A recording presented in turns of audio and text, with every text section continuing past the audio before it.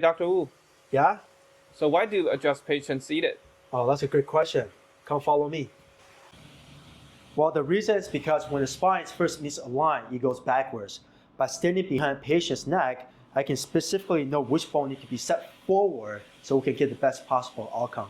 Another reason is because when patient injured, they usually injure with a weight bearing, and that's why we prefer to set the bone in the weight bearing position as well.